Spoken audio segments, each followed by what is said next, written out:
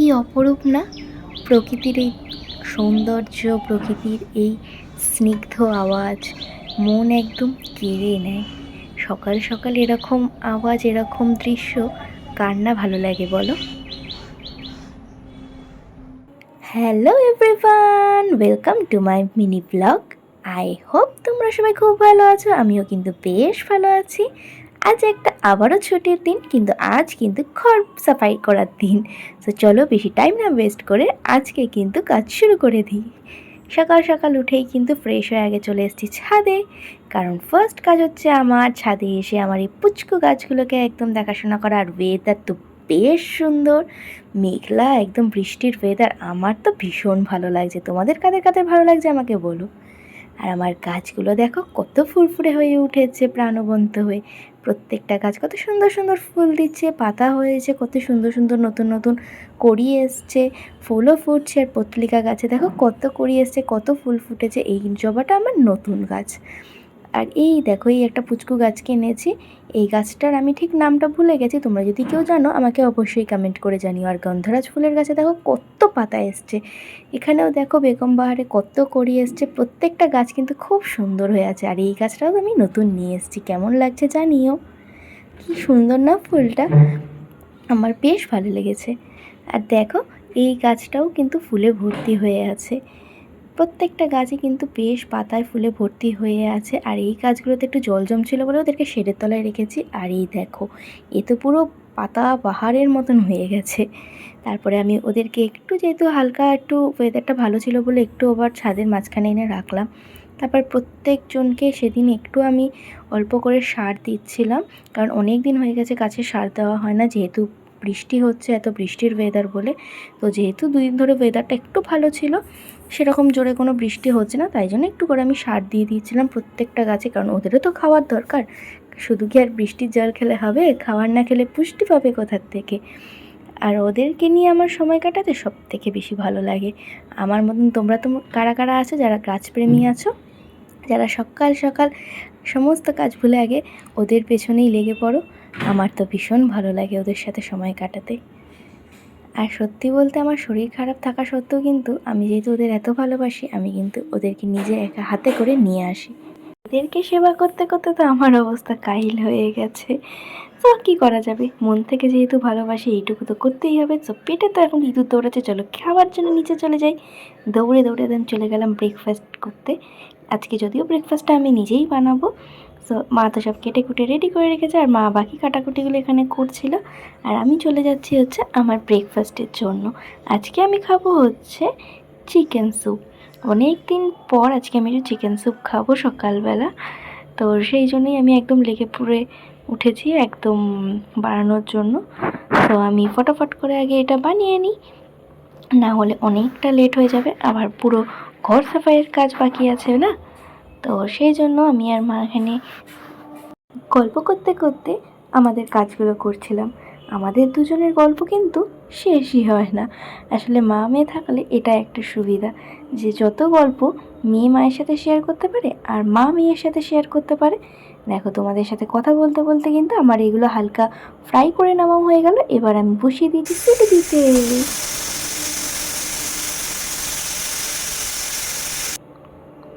তোমরা কারা কারা আছো যারা স্যুপের মধ্যে এরকম ডিম দিয়ে খেতে প্রচণ্ড ভালোবাসো? আমার তো বেশ ভালো লাগে স্যুপের মধ্যে এরকম ডিম ফাটিয়ে দিয়ে সেটাকে একটু নাড়িয়ে সেই স্যুপটা খেতে, কারণ সেখানে টেস্টটা আমার মনে হয় আরও বেশি বেড়ে যায়। আমার তো ভীষণ ভালো লাগে। তো চলো, ফাইনালি আমার স্যুপ তো রেডি হয়ে গেছে। এবার টেস্ট করে দেখা যাক কেমন হয়েছে। ঘরে যাই। বাহ, দেখতে তো জাস্ট অসাধারণ হয়েছে। এবার খেয়ে দেখি। ওহ, ইয়াম্মি, টু গুড। এত ভালো লাগে আমার এইভাবে স্যুপ খেতে, কি বলবো, অসাধারণ। তো চলো আগে ব্রেকফাস্ট কমপ্লিট করে নিই, আগে পেট পুজো দেন কাজ। এই তো ব্রেকফাস্ট কমপ্লিট করে আমি একদম চলে আসলাম হচ্ছে ঝাড়ু হাতে ওপরে। এখন পুরো ওপরটা আগে পরিষ্কার করে নেব ঝোল ঢোল ছেড়ে। আসলে আমি একটু পিটপিটে নিয়ে আছি, আমার আবার ঘর পরিষ্কার না থাকলে ঠিক চলে না। ঘরের মধ্যে ঝুল থাকলে বা ঘর অগোছালো থাকলে আমার একদম ভালো লাগে না, কতক্ষণে মনে হয় সেটা পরিষ্কার করব। কেউ যদি সেটা না করে, আমি আমার নিজের ঘর পাবো নিজেই পরিষ্কার করে নিই। কারণ আমার অপরিষ্কার ঘর বা নোংরা ঘরে একদমই ভালো লাগে না থাকতে। তো অনেক দিন হয়ে গেছে, অনেক দিন বলতে বেশ 1 মাসের ওপর হয়ে গেছে ঘরে ঝুল ফেলা হয় না। তো সেই কারণে একটু ঘরে ঝুল পড়েছিল। আমি মাকে বললাম, না আজ রোববার আমি বাড়ি আছি, আজকে তো আমি করেই ফেলবো ঘর পরিষ্কার, মানে ঝুলগুলো পরিষ্কার করেই নেব। তো পুরো ঘরের একদম ঝুল ঠুল সাফাই করে নিচ্ছি। আমার মতন তোমরা কারা কারা আছো যারা এরকম একটু পিটপিটে নিয়ে আছে ঘর পরিষ্কার করা নিয়ে? আমার তো ভীষণই আছে, সত্যি বলতে আমি ভীষণ শৌখিন মানুষ। আমি যেমন নিজেকে গুছিয়ে রাখতে, সুন্দর করে সাজিয়ে রাখতে পছন্দ করি, সেরকম আমার চারপাশটাও, মানে আমার ঘর, আমার বাড়ির প্রত্যেকটা জায়গা যাতে পরিষ্কার থাকে আমার সেটাই ভালো লাগে। নোংরা থাকলে আমার ভালো লাগে না একদমই।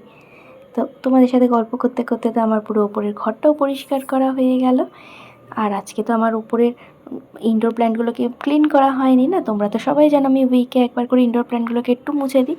তো সেগুলোই করে নিলাম। আর তারপর দেখো কত চকচকে তকতকে লাগছিলো, এই গাছটায় কত নতুন নতুন পাতা বেরিয়েছে, কি সুন্দর লাগছিল। এরপরে তো আমি সোজা চলে আসলাম নিচের ঘরে। নিচের ঘরটাকে এবারে একদম পরিষ্কার করব।